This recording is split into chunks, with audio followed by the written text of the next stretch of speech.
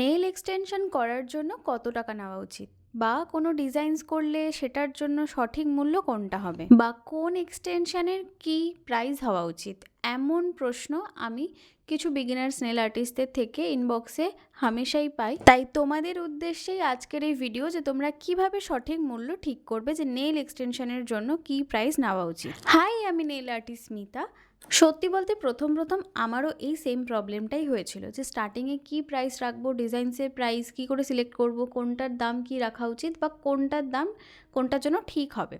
দেখো, আমি এই জিনিসটা সময়ের সাথে সাথে শিখেছি, তবে আমি তোমাদের হেল্পের জন্যই এই ভিডিওটা করছি, যাতে তোমাদের এতটা কষ্ট করতে না হয়। যারাই আমার কাছে এই প্রশ্নটা ইনবক্সে করেছিলে, তাদের প্রত্যেককে আমি একই কথা বলেছি, যেটা আমি আমার স্টুডেন্টদের ক্ষেত্রে বলে থাকি।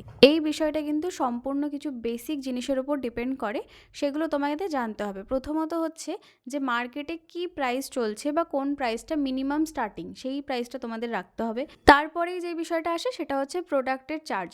তুমি একটা এক্সটেনশন করতে কত টাকার প্রোডাক্ট মোটামুটি খরচা হতে পারে, সেটার একটা এস্টিমেট তোমাকে ধরতে হবে, যে এই অ্যামাউন্ট আমার খরচা হচ্ছে। এর পরের বিষয়টা হচ্ছে তোমার সময় এবং খাটনির পারিশ্রমিক হিসেবে একটা অ্যামাউন্ট তুমি ওর সাথে অ্যাড অন করবে। প্রথমেই কিন্তু খুব হাই চার্জেস রাখলে ক্লায়েন্ট কিন্তু তোমার কাছে আসবে না, সেক্ষেত্রে তোমাকে একটু লো বা মিডিয়াম চার্জেস রাখতে হবে।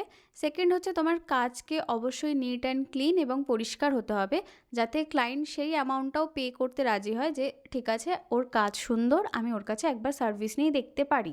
এবার তোমাদের বলি যে ডিজাইনসের চার্জ তোমরা কি করে সিলেক্ট করবে, বা কোন ডিজাইনসের প্রাইস কি রাখা উচিত সেটা তোমরা কি করে ঠিক করবে। দেখো, যেই ডিজাইনগুলো করতে আমাদের বেশি খাটনি বা বেশি সময় লাগে, অর্থাৎ যেগুলো সময় সাপেক্ষ ডিজাইন, সেইগুলোর চার্জেস কিন্তু সবসময় বেশি হবে।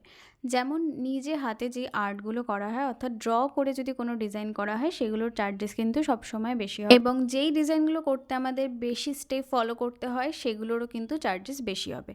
তো আশা করি তোমাদের সমস্তটা আমি বুঝিয়ে বলতে পেরেছি। এবার হয়তো আর তোমাদেরকে আমাকে ইনবক্সে ফটো পাঠিয়ে বলতে হবে না যে দিদি, আমার ক্লায়েন্ট এটা করতে চেয়েছে, তো এই আর্টটার বা এই ডিজাইনটার কী প্রাইস নেব। তো তোমাদের যদি আমার এই ভিডিওটার দ্বারা হেল্প হয়ে থাকে, অবশ্যই সেটা কমেন্টস করে জানিও। আর আজকের এই কাজটাও তোমরা কিন্তু দেখে জানিও যে কেমন হয়েছে।